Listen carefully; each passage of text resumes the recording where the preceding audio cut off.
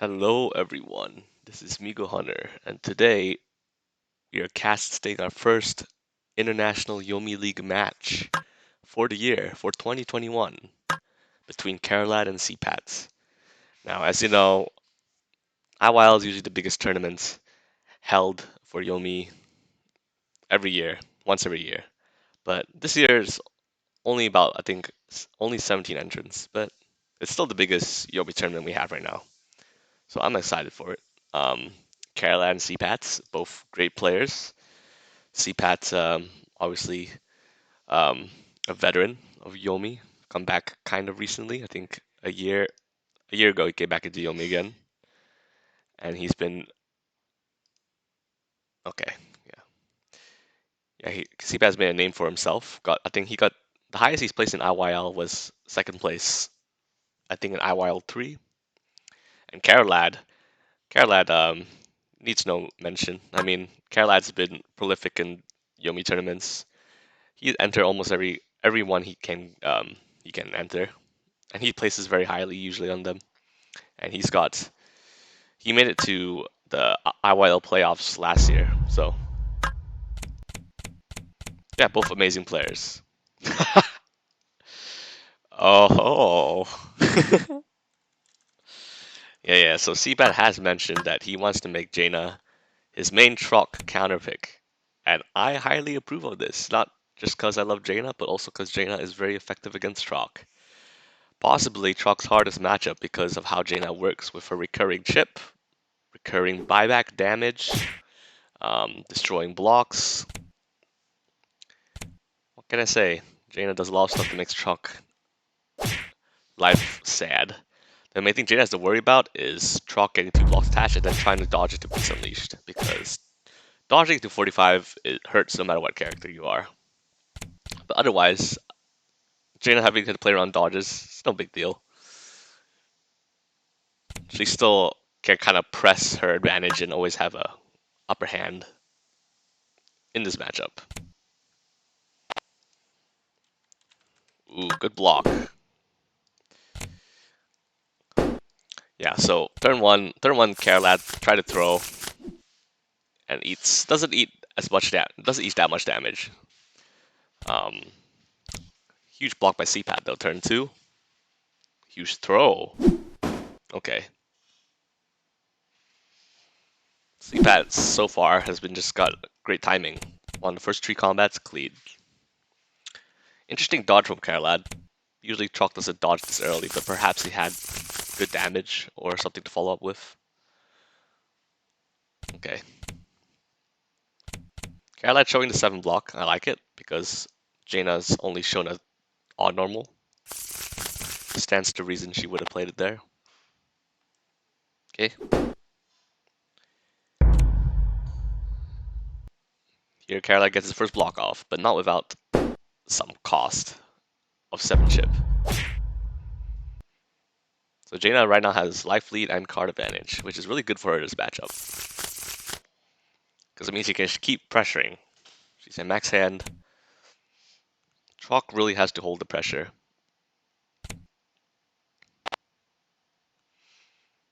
Nice. Nice throw there. Especially 10 throw is also very important to put down burning embers. Smoldering embers, excuse me. Yeah, this matchup sometimes is good to mix in throws with your buyback attacks because you don't want to let Troc get too comfortable blocking for two blocks. Okay. I'm a big fan of playing Q on the opponent's wake up because generally beats everything they want to do on their wake up. Yeah, another notable weakness of Troc in this matchup is that Troc has fastest attack is only 0.8 on his 9 damage Q, which is not a big deal. Troc's aces at 1.0 is considered pretty slow actually here because Jaina has recurring aces at Qs and they all beats Eagle Totem.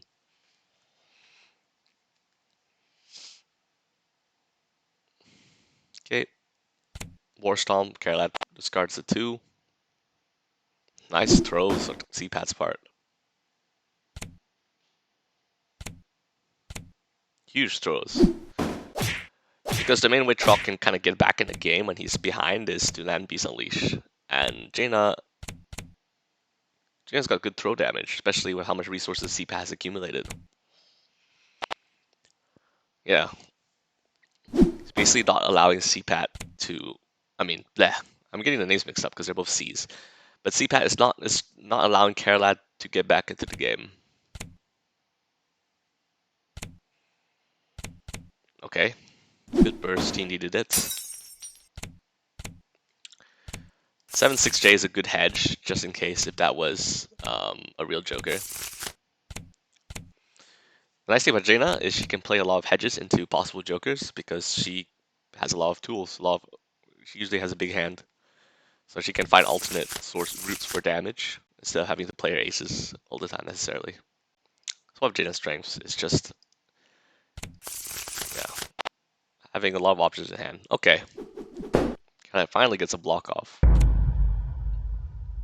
but again, 7 damage. It's rough. At only 8 HP, and with 1 Smoldering Embers in discard, we could be approaching to close to unwinnable scenario here. If cpat has Jokers, it's even easier for Caralad to... Even easier for cpat to just win. Okay, disrespects the face down. He kind of has to. He needs to find damage. Fortunately, cpat has a Joker of his own. Hopes and dreams ruined. Yeah, this is pretty much GG. This is why the matchup's hard, by the way. Especially if Jaina has Joker, Trock really gonna feel sad. Yeah. If Caralad had baited out that Joker from cpat's, then perhaps he has a chance. But it was unlikely that was gonna happen. Because just missing a Beast Unleashed chance when it's a bluff feels so bad. Okay. Yeah. Trock versus Jaina. Okay. Yeah, that's a bad matchup for Trock for sure. Speaking of bad matchups,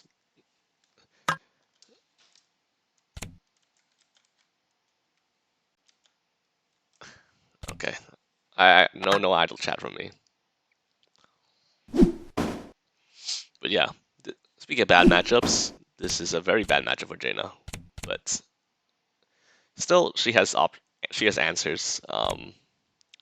Having to play around 0.0 cycle, it sucks. What it comes down to. And of course, Geiger's K reversal at 0.2 speed trades kind of favorably of everything that Jaina can do. So, yeah, Geiger's burst damage, his strong blocks, his 0.0s preventing him from being checkmated late game makes it tough. This thing sticks to 2 out. Surprise, Caralad doesn't go back to just blocking. But perhaps he wanted to bait 2. Perhaps he really saw another throw coming. No, cpat has damage in hand. That's good. It's a lot of damage. And he buys it all back. Very wise.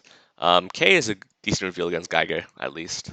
So another thing Jaina has going for her in this matchup, that K is a decent reveal because, you know, Geiger likes to throw off fast time spirals.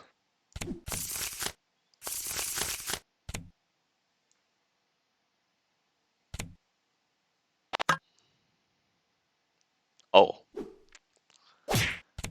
Well,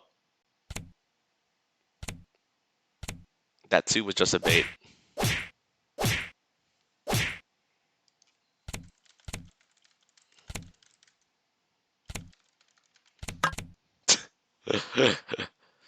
Sometimes you get hit by 5, 6, 7. Yeah, and that's the Geiger damage. Geiger is disturbingly efficient, even without Cycloid. I mean, even without temporal distortion. Okay, and now cpat's aggression is being punished.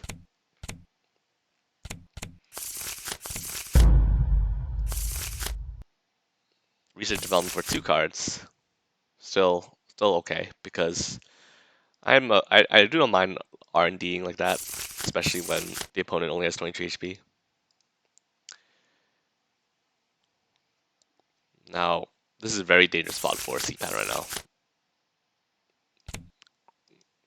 Cyclo is real, cross up the Cyclo is real. Okay, interesting. Caralad just chooses Alexa block. Safe play. cpat played the K, I think, to beat cross-up attempts.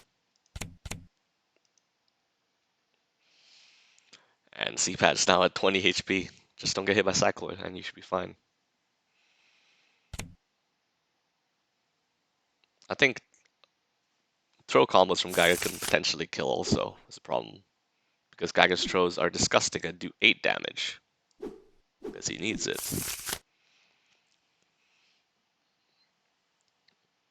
But hey, cpat does have the cards in hand to do damage. Okay, good. Dodges a flash gear. No face down from Caralad. Yeah, I think you take the K's here. Yep. Dodge into. With K's, Jaina's dodges are great. As well as aces, obviously. Well, and Caralad now has shown that he has 2 Cycloid, Temporal, so throws will kill for sure this time. So cpat's staring down the mix-up of Cycloid, Spiral, or Throw. Nice. Okay, nice throw there.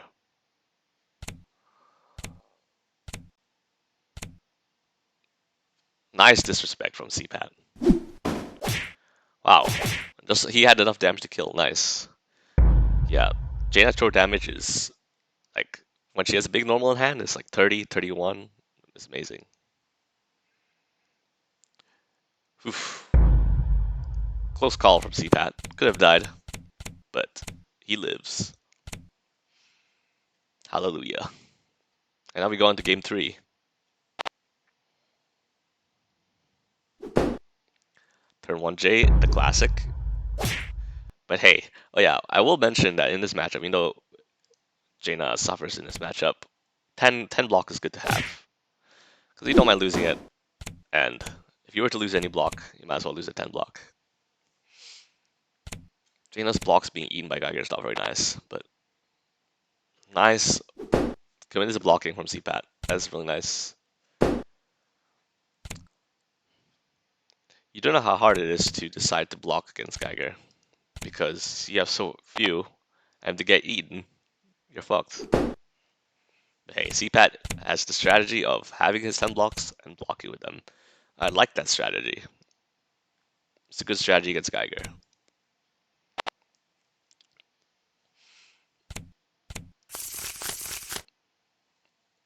This game is fast-paced, though. I think Caralad is a pretty fast-paced player, and I know cpat likes to match the pace of his opponents.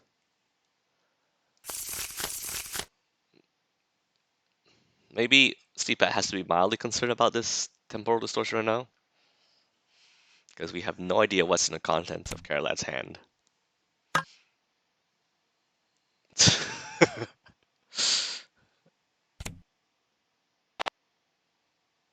Okay, nice 7th throw. 7th throw is the dominant throw in this matchup, and I'm pretty and as Jaina, you pretty much you save your 7s for throws, or if you want to diffuse temporal distortion. Great choice there.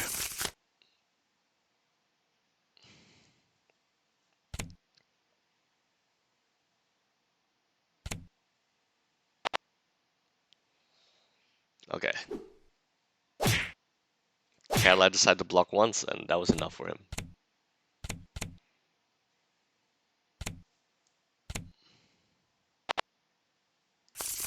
Oh. cpat's finding a lot of 10s.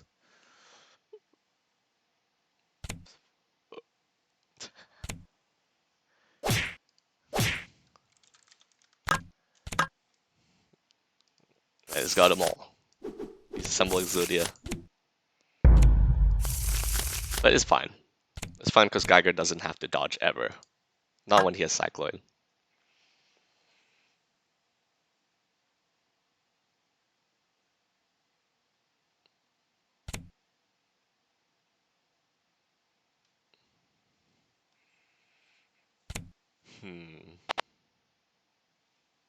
Ah, there's the Cycloid.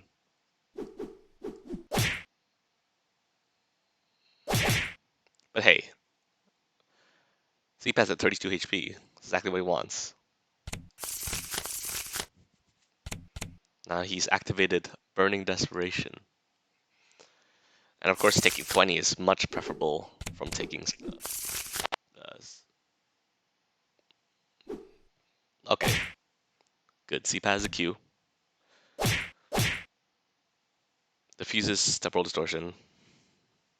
Ooh, Bispec Wolf. Perhaps the 5 is a power up. Or just for dodge or combo filler. We'll see. I highly approve of buying back the Q though, depending on his hand. Oh no.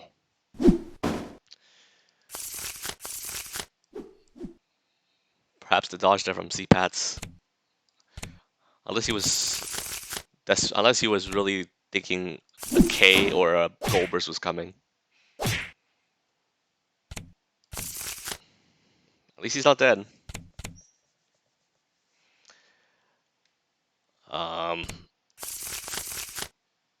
Jaina can only block one more K before she risks being chipped out by anything. Wow, nice throw. What the hell? Interesting block from Caralad. But that block is an indication, perhaps, that Caralad doesn't have much in his hand. He blew up all his... Possible he blew all his good stuff. Now he's reluctant to play.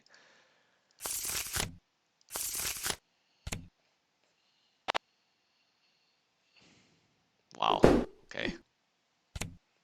Or maybe Calad's a god and just knew that cpat was going to try and go Goldburst there. No, most likely his hand was just rubbish. And he's trying to get enough to power up for Cycloid, which he probably does have right now. That's the most likely conclusion.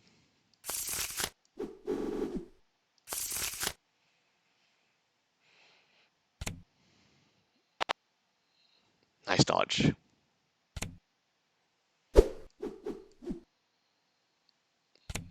cpat respects the ace power up. Of course, we did not see the second. We did not see the second ace, but cpat respected it. Oh. Okay. Well, there's the Goldburst. I guess that's what Caralad was looking for. I mean, that's what cpat was looking for with his dodge earlier.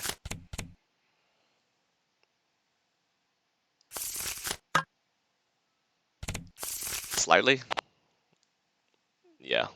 That's the matchup, cpat. But hey, dodging these cycloids are big.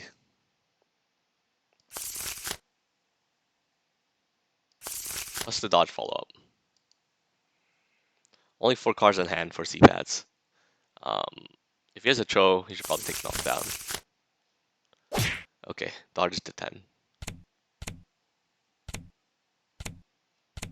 Okay.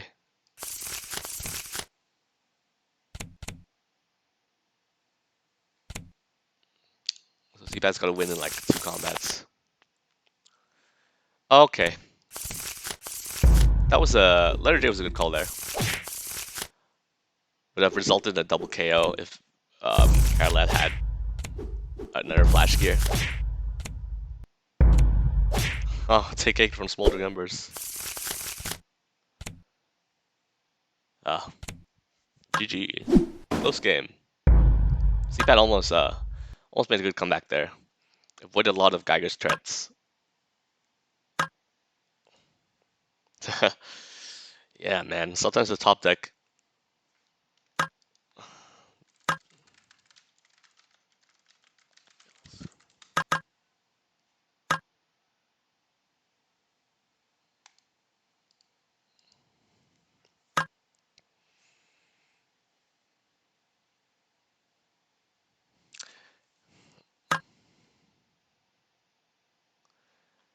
Interesting.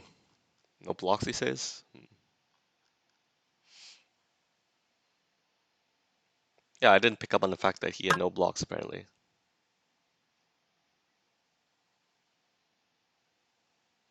Hey, well, 8 is a block. Block with your 8. But then again, Geiger doesn't like block of 8 because block of 8 is a big giveaway.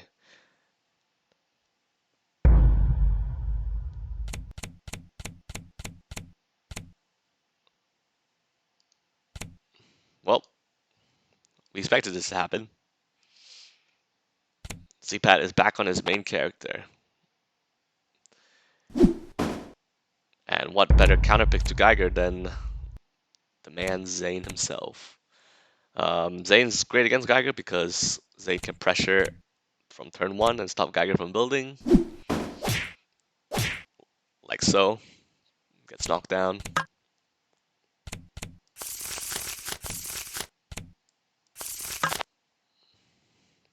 Baits out the decay. If Caralad was... cpat, I think, loves just setting knockdown into block. That's just the classic from him. So, at least Caralad gets to stand.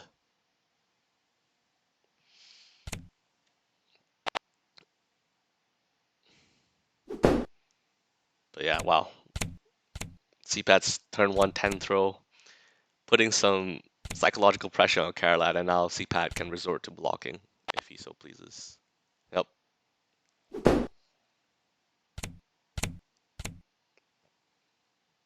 Now cpat is trying to assemble the anarchy.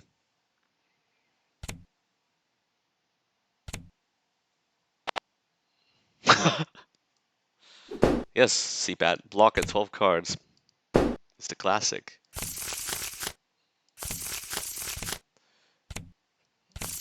Carlad's getting way too antsy. I mean, we know how cpat plays, right? Like, I mean, there's no reason to expect from cpat to deviate from his usual style of blocking constantly. Unless Caralad forces him. Okay. Well, the 3 undercut loses. I mean, the 3 gets undercut by Caralad's 2, so Caralad's incredible persistence pays off. Caralad has a third K, which explains why he played that K earlier.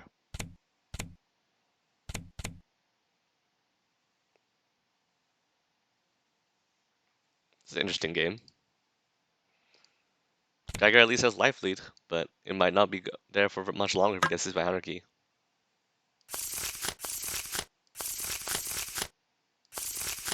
It's Yomi. Everybody gets bullshit draws at one point or another. If I don't get bullshit draws, my opponent's gonna get bullshit draws. Sometimes we both get bullshit draws. That's Yomi.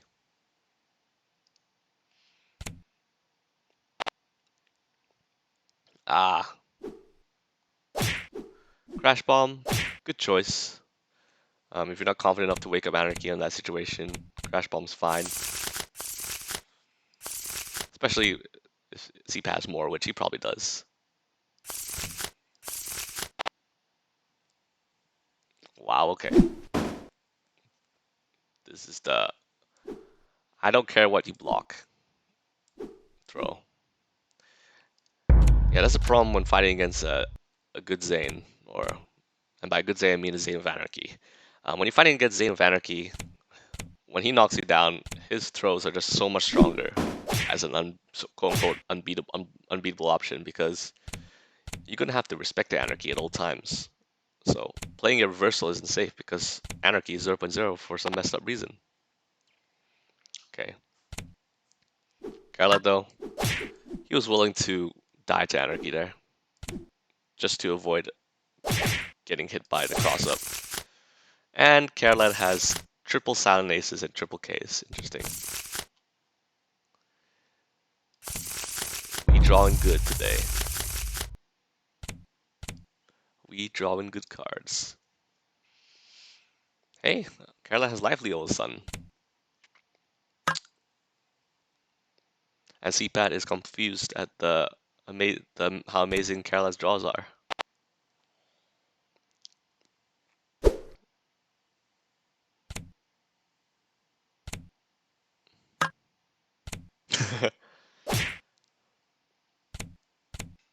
Dodged into unjokeable 7. Interesting. Oh, the anarchy was not real, but now it is, probably. 3 confirmed aces.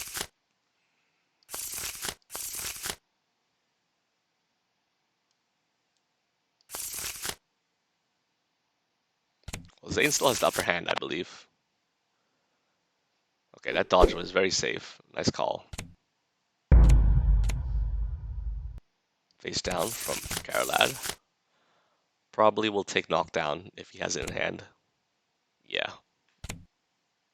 it's fine. Having the burst, just take the knockdown.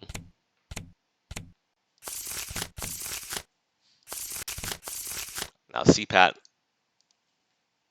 Wow, Carolad's playing so fast, even when he's being pressured.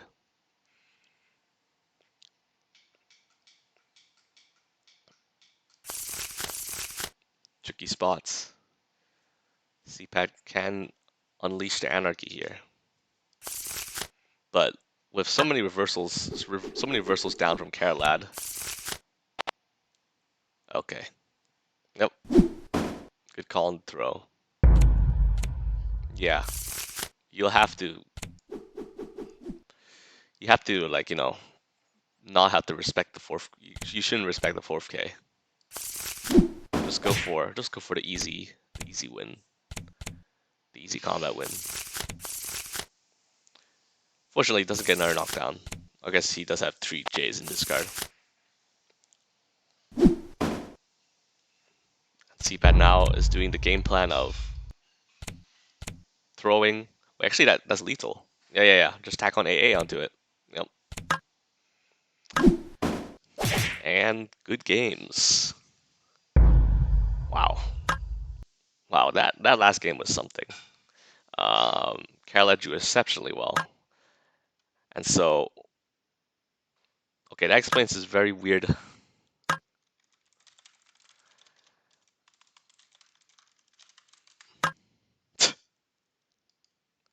That explains Geiger mono attacking. Yeah, this Geiger is yeah, Carolad's hand was like good and bad. Bad in the fact that it was free to, like, Zane blocking apparently checkmated it completely. But good because he drew 3 Ks and 3 aces, which pretty much all hit except for 1 K. So it was like, yeah, obviously I think Carolad would much prefer to have a more balanced hand, but fortunately when you're stuck with just attacks, then hey, normal attacking never Carolad was perfectly fine because at least you draw.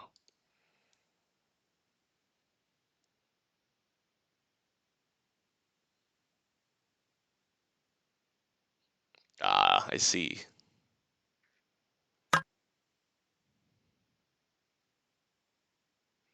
JJJQA throw and a dodge. Yeah, I think he dodged the 2 earlier. Yeah.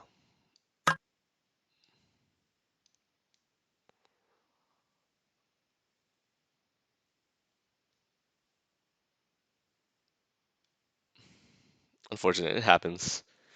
It's like you finally get the option that you want and it loses immediately because that's Yomi.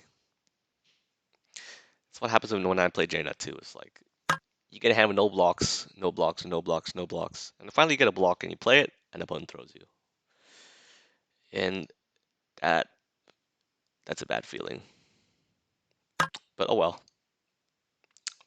That's Yomi for you. Draw variance is very big in this game. And can cost you games. Or can win you games. Definitely unpredictable. But yeah, good games between 2 good players. And see you guys next time.